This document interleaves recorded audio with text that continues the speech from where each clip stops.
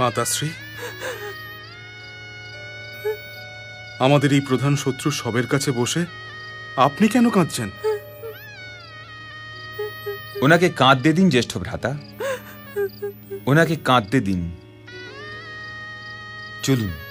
না বাসুদেব, মাতাশ্রী কেমন কান্নার মধ্যে রেখে দিয়ে আমরা কি করে যেতে পারি?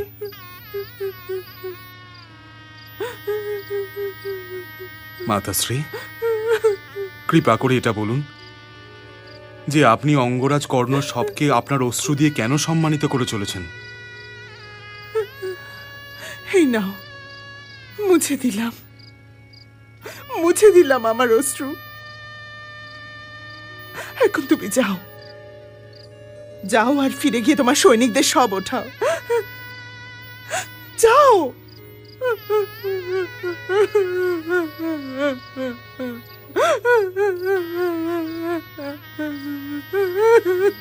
কিন্তু আপনি কেন বলছেন না মাতাশ্রী যে আপনি সুতপুত্র রাধের জন্য বিলাপ কেন করে চলেছেন?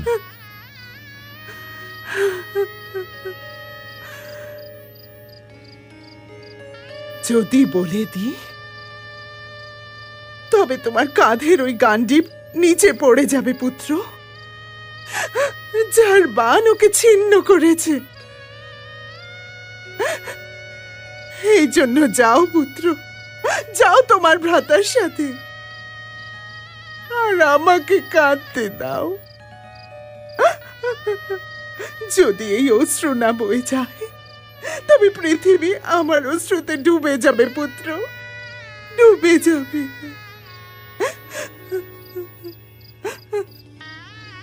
বাসুদেব, আপনি মাতাশ্রীকে বোঝাচ্ছেন না কেন? এই শত্রুর জন্য বিলাপ করে নিজের অশ্রুর অপমান যেন না করেন। এই রাধেও ও রাধেও নয়। ও তাহলে কি?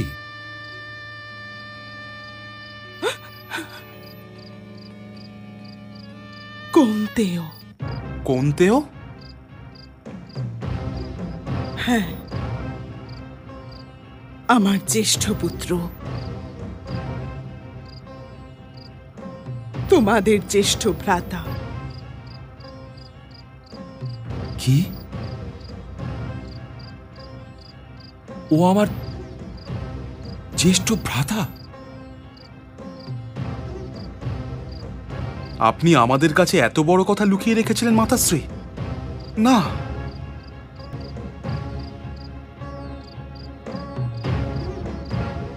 হ্যাঁ, লুকিয়েছিলাম।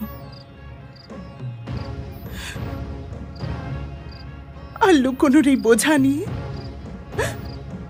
আমি একদিন হাজার হাজার বার মরতে থেকেছি পুত্র। যখনই ওকে কেউ সুতপুত্র বলে ডাকতো তখন আমার হৃদয়তে একটা ছুরির ফলা ঢুকে যেত। আমি কষ্ট পেতাম পুত্র, কিন্তু কাউকে নিজের যন্ত্রণা না দেখতে দিয়েছি। কারণ যদি জানতে চায় যে হে কুন্তী, তুমি এই সুতপুত্র রাধের জন্য কেন কষ্ট পাচ্ছ, তবে আমি কি উত্তর দিতাম? আমি অসহায় ছিলাম পুত্র, আমি অসহায় ছিলাম। আপনার মৌনতা এত বড় যুদ্ধ বাঁধিয়ে দিল মাতাশ্রী। হাজারো হাজারো লাখো লাখো সৈনিকদের মেরে ফেলল।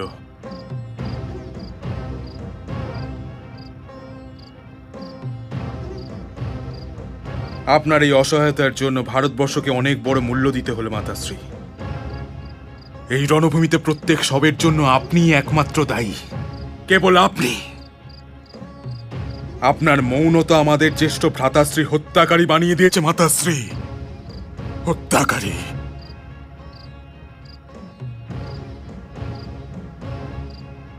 আজ এই রণভূমিতে আমি আমার জ্যেষ্ঠ ভ্রাতাশ্রীর সবকে সাক্ষী মেনে নিয়ে সমস্ত নারী জাতিকে এই শাপ দিচ্ছি যে আজকের পর ওরা কোনো কিছুই গোপন রাখতে পারবে না।